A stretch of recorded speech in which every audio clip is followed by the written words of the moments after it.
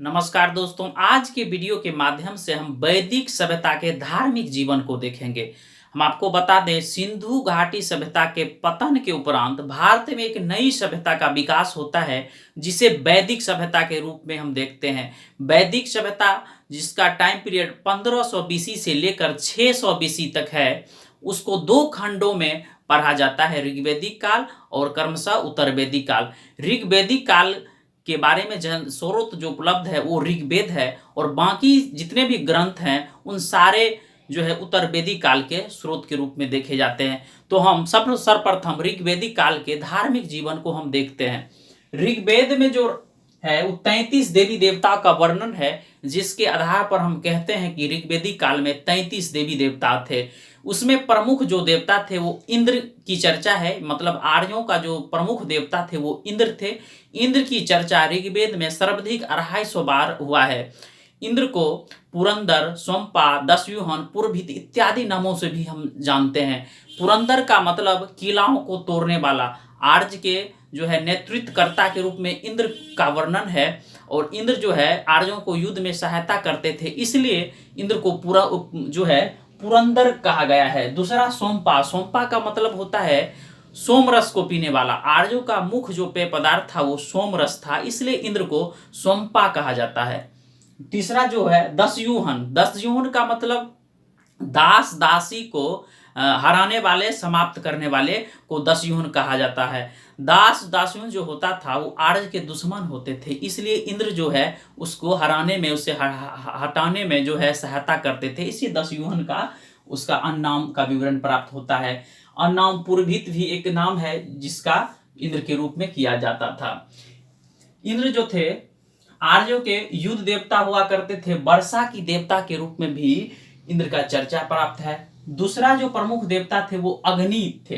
अग्नि जो है जिसका अन्नाम भुवन चक्षु, जाति वेकस, सात जिह्वा आदि नाम से भी जाने जाते थे। अग्नि की चर्चा ऋग्वेद में 200 बार हुआ है। अग्नि की चर्चा 200 बार हुआ है। ऋग्वेद का पहला सूक्त जो है अग्नि देवता पर समर्पित है। अग्नि जो होते थे मानव एवं देवता के बीच मध्यस्थता का कार्य करते थे। ऐसा बताया जाता था कि आदमी अपनी इच्छा को अग्नि में आहूत करते थे और अग्नि उस इच्छा को ईश्वर तक पहुंचाते थे। इस प्रकार अग्नि मानव एवं देवता के बीच सेतु के कार्य करते थे, मध्यस्थता करते थे। तीसरा जो प्रमुख देवता थे वो वरुण की चर्चा प्राप्त होती है, जिसकी 44 बार उल्लेख है।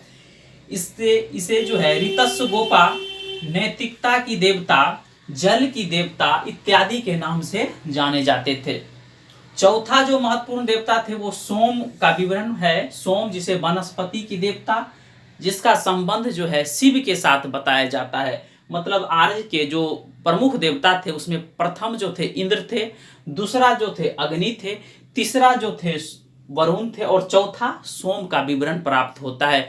अन्य कई देवी देवताओं का भी विवरण है, जैसे कि पशुओं की देवताओं को पूषण बोला जाता था, आंधी की देवता को मरुत, और आदित्य का भी देवी का चर्चा है, जिसे सभी देवी देवताओं के माता के रूप में इसे चर्चा इसमें किया गया है।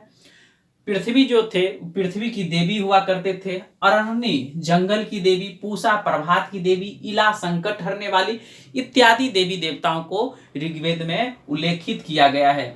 इस समय जो है ऋग्वेदिक काल में मूर्ति पूजा या मंदिर निर्माण का विवरण नहीं प्राप्त होता है।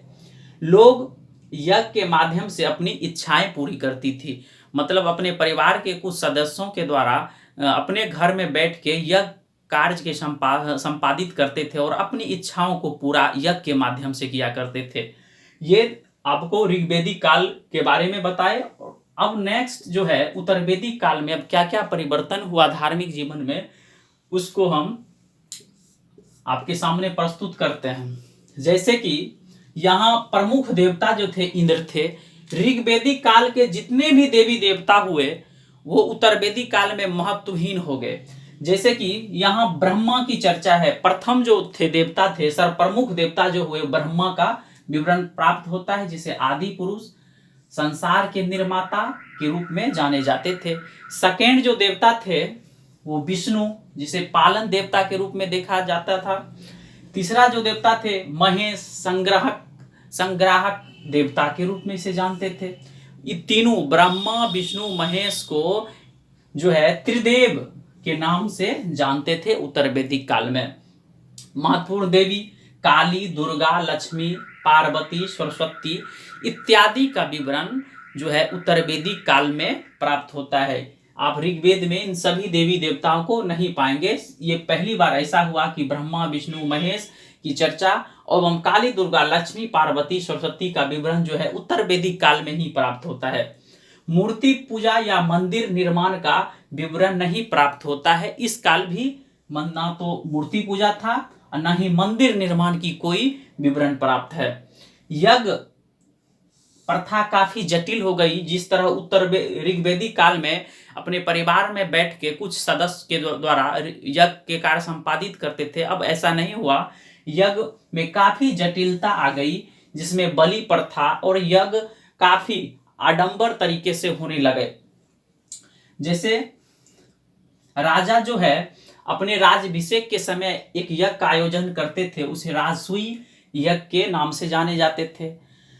अश्वमेध यज्ञ, राजा के द्वारा घोड़ा छोड़ा जाता था। ऐसा सीमा बढ़ाने के लिए राजा अपना अश्वमेध यज्ञ का आयोजन करते थे, जिसमें घोड़ा को छोड़ते थे और घोड़ा जिस जिस क्षेत्र से होकर जाता था वो राजा का अधिकार कहलाता था। जैसे कि आप रामायण में देखे होंगे, रामचंद्र जी जब अश्वमेध यज्ञ करते हैं तो घोड़ा छोड़ता है और लवकुश के द्वारा उस घोड़ा को पकड़ा जाता है। वो अश्वमेध यज्ञ के पश्चात ही ऐसा करते थे और ऐसा सीमा बढ़ाने के लिए ऐसा किया करते थे।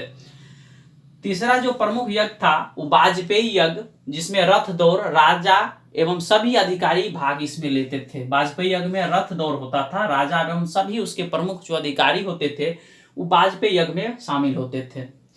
सोम यज्ञ, ये सभी वर्ग को लोग जो है इस सोम यज्ञ में भाग लेते थे। श्रोत्रामणि यज्ञ, शराब की आहुति इस यज्ञ के माध्यम से दिया जाता था। आपको हम बता दें, ऋग्वेद काल और उत्तर वैदिक काल के प्रमुख जो है धार्मिक को आपके सामने हमने प्रस्तुत किया। हम आपको बता दें, ये नोट्स बहुत ज्यादा इंपॉर्टेंट है जो इसमें लिखा गया है। वो NCERT 11